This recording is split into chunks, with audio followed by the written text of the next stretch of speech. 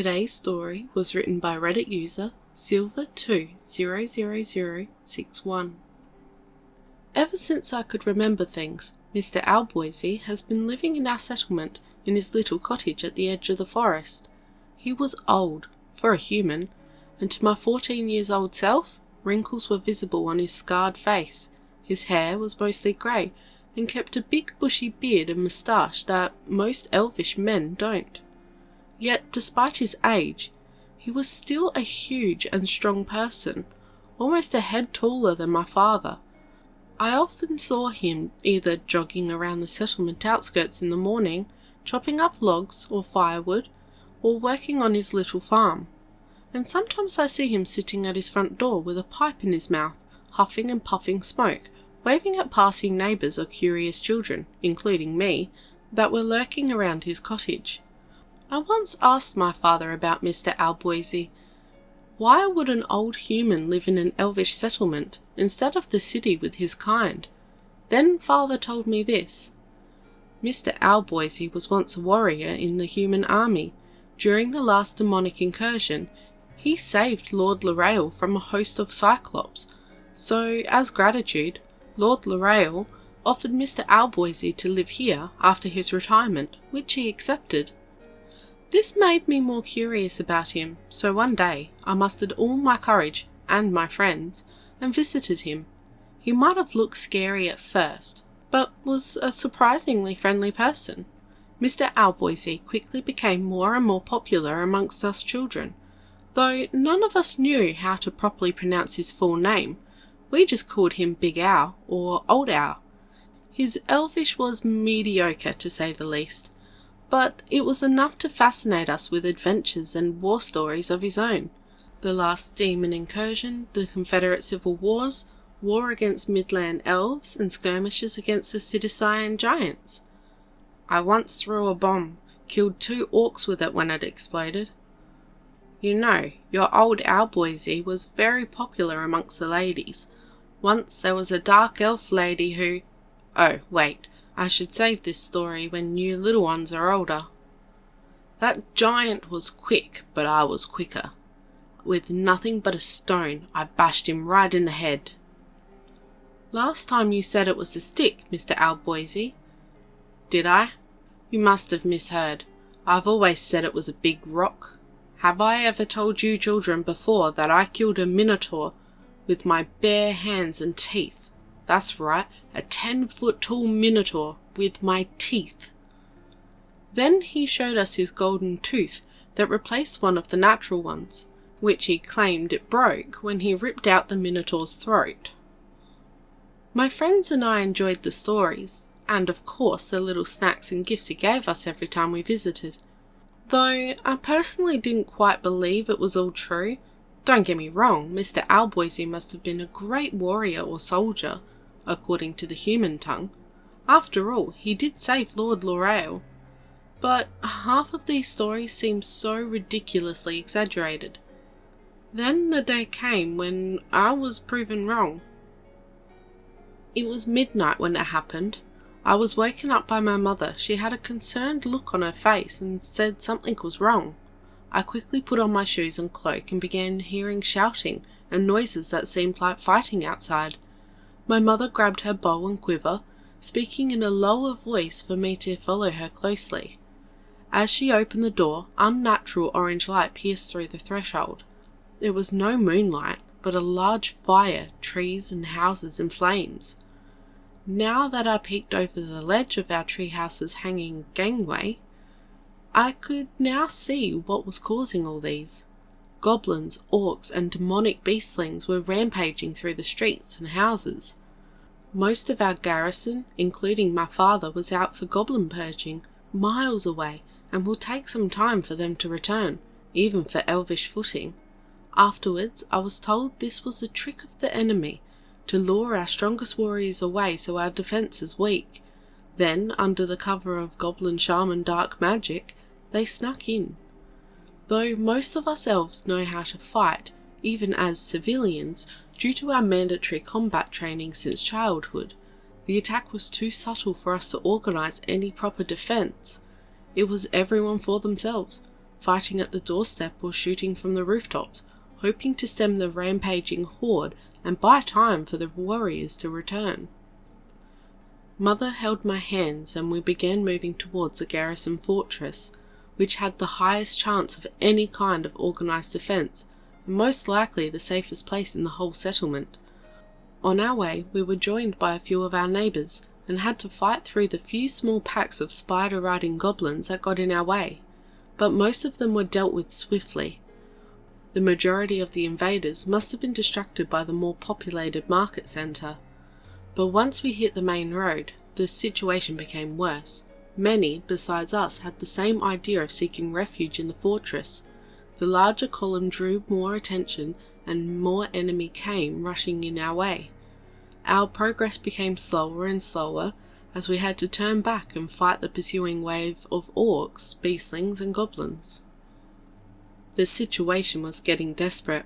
More and more people were wounded and even killed during the fighting, and Mother suffered a deep cut to her left arm, rendering her unable to use the bow anymore.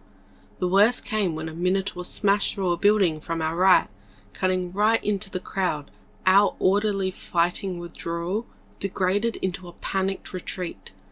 Then my hand was separated from Mother's, thrown into the ground by the shockwave of an exploding fireball cast by a goblin shaman. When I regained consciousness, my head was spinning and my vision was blurry. It took an effort to push myself up. My ears rang and the chaos around me became muffled background. Mother was lying feet away from me, completely still. I stumbled towards her, and dread began to creep up my chest. I called out for Mother and shook her, but she was not responding. I shook her again, shouting, "Mother!" louder this time. Tears began to uncontrollably run down my face, as I felt utterly helpless and frustrated. Suddenly a shadow loomed over me. I turned and saw the most horrific sight in my life. An orc, armoured in crude but thick metal plates, armed with a bloody axe and saliva dripping between his tusks. It laughed and slowly raised its axe as if it was savouring this moment. My legs became unresponsive with fear, even when my mind was screaming, "Run, get up and run." The axe raised to the highest point. The orc's muscular arm bulged as he prepared for the swing. Then his head exploded in a mist of red and dark skin, followed by a loud bang as if thunderclap during a storm. A big figure approached from the corner of my tearing eyes and knelt beside me. It was Mr. Alboisy, holding a broomstick? He had donned an outfit I've never seen before, a white jacket and trousers with blue collars and long sleeves, shoulders decorated with red epaulet, and a big bearskin hat sat on top of his head. Every brass button or decorative plate was polished to a shiny gleam. "Are you all right, little one?" he said. Relief sets in and my tears erupted into a ball, unable to formulate a coherent response. All I could mutter out between my sobs was, "Mother." Mr. Alboisy checked on Mother, putting his finger in front of Mother's nose and her neck, and let out a sigh of relief. "She's alive, little one, just hurt. Let's get her into somewhere safe, and someone could treat her, hey?" With a grunt, he lifted Mother up with one arm. I nodded, trying my best to stop the sobbing, and wiped away the tears from my face, then helped Mr. Alboisy shoulder some of the weight. Our progress wasn't easy. Oftentimes I had to carry Mother on my back as Mr. Alboisy turned to fight the approaching beastlings, orcs and goblins. He fought with a sense of efficiency and years-old experience. He worked the bolt on his broomstick, or, as he told me, the Chatillon rifle, in a fluid motion. Pull, insert a paper cartridge from his pouch, push, aim, then a large bang.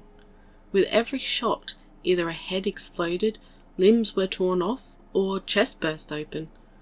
When Mr. Alboisy did not have time to reload, he resulted in using the short spike attached to the end of his rifle, or the thick wooden stock, parrying every blow precisely, as if he was one of those spear masters, then retaliated with a perfect thrust or skull-crushing smash with the stock.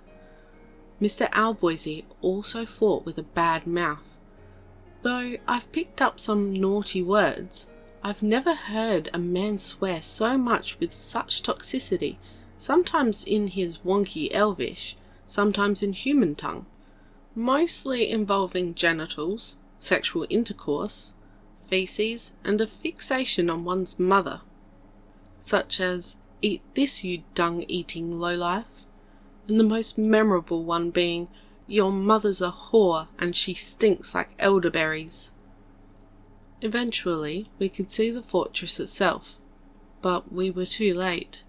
The guards were urging the last remaining people in, and the drawbridge was about to be lifted as the main horde was about to arrive any second now.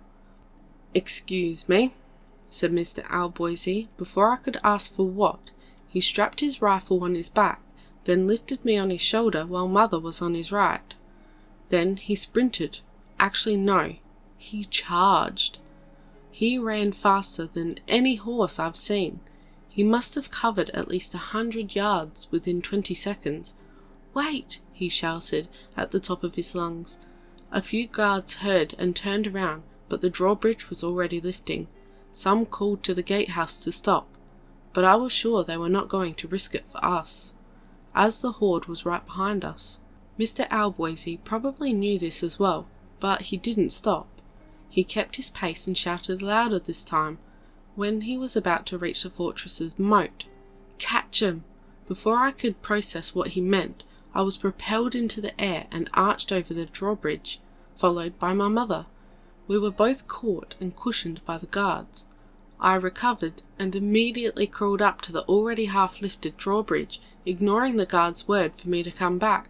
Mr. Alboisy was still out there. I reached the edge and called out for him, extending my hand as if he could jump all the way over the moat. But he was exhausted, panting, bent down with his hands on his knees. He heard my voice and looked up, waved at me, and smiled as if he was just sitting on his rocking chair outside his doorway during a casual afternoon. I turned back to the guards behind me. "We can't just leave him out there. Help him. Throw him a rope or anything." They all showed a bitter expression, shaking their heads. The drawbridge was heavily inclined. I clung on to the edge, reluctant to let go, and started crying again. "It's okay, little one," Mr. Alboisy shouted as if to comfort me. "It's all right. Don't worry about me." But the horde was now very close, just a couple 100 yards beyond the moat, and moving in slowly in formation. "Here, take this." He ripped something off his collar, then threw it to me. I caught it in one hand, but my other lost the grip and I slid down the almost shut drawbridge. "Keep it safe for me." His shouting voice came beyond the gate. I looked down. It was a piece of gold-decorated metal plate, shaped as a 5-cornered star. The sword symbol of the Jatama Republic was embossed in the centre. I shrugged off the hands of the guard and ran up to the walls. I must see what was going on beyond the gates. I squeezed past the armed men and made it into their ramparts. Mr. Alboisy stood there, right in front of our gates, back towards us, rifle rested next to his hips, the sharp spike slightly raised and pointed at the enemy. The horde of demonic creatures all stopped, right outside our arrow range. But not that they feared our archers. Something was commanding them to halt. A minotaur, an almost 10-foot tall monstrous creature with horns so big and muscles so thick as if he could tear open our stone walls with his bare hands. In his hands, a mighty sword that radiated a hellish aura. It roared, as if to initiate a single combat challenge. Mr. Alboisy replied with a voice that matched that minotaur. "I am Alboisy de Pontoise, of the Jatama Old Guard, and you shall not pass this gate as long as I draw breath." Then he pointed his rifle like a spear, with one hand towards the hulking minotaur. "I've been killing your kind since I was 16. I will gladly shove you back to the hellhole that shut you out." Both sides roared almost simultaneously and charged. The minotaur with his blade, and Mr. Alboisy with his bayonet-fixed rifle. The Minotaur was indeed powerful. His strength and speed were enhanced by the Demon Lord's dark sorcery, and every swing and smash could have cleaved through a war chariot with one blow. Although Mr. Alboisy could not compete in raw strength, he matched the Minotaur with skill, experience, and agility. Every strike was either dodged or parried with such precision that the massive blade missed by a hair. A small sidestep or a well-timed deflection on the flat of the sword made it miss its mark. Then, with every chance he countered, stabbing at the sword arm, armour joints, or legs. Sometimes the Minotaur was able to block or step away, but eventually Mr. Alboisy drew first blood, wounding the beast's sword hand and forcing him to drop the blade. At first, most of the elves on the ramparts thought that Mr. Alboisy was going to die. Chopped to pieces in a few seconds, then more of us began to cheer him on. "Big Owl, Big Owl, Big Owl!" I shouted the loudest, hoping that he could hear me and that it could help him win the fight. But I almost forgot he was already tired.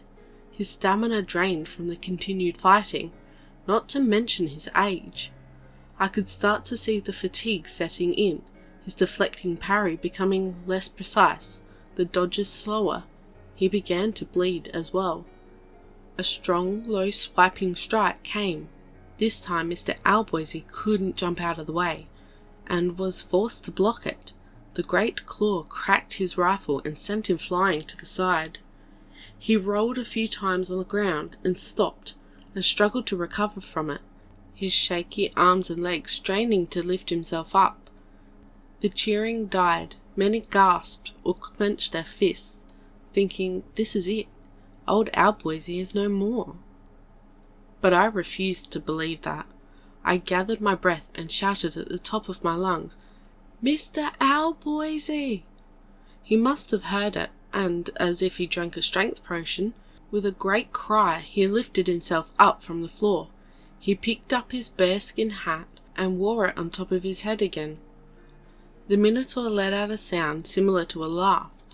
As if the fight was too short, it would have been boring. It charged at the full speed again, claws formed into a fist. Mr. Alboisy ducked and weaved, dodging the hail of punches and swings, then drew his short sword. As one strike barely missed and caught the edge of his head, he jumped in between the arms and leapt, plunging the blade up the Minotaur's unarmoured throat. The sharp blade penetrated deep and sank into its throat. The Minotaur gave a frantic swing and swept Mr. Boisy off itself. Mr. Alboisy was thrown off the side again, but this time he got up quicker. But the short sword in his hand disappeared. It must have slipped due to the impact. He looked around and picked up a piece of rock, then limped towards the Minotaur, now choking with its own blood and half kneeling on the ground, attempting to stop the bleeding with its big claws with no effect. The Minotaur saw Mr. Alboisy coming, and swung one of its arms to keep him away, while the other instinctively remained on his wound. Mr. Alboisy ducked under it and leapt forward, with a bone-shattering sound, smashed the rock directly onto the face of the Minotaur.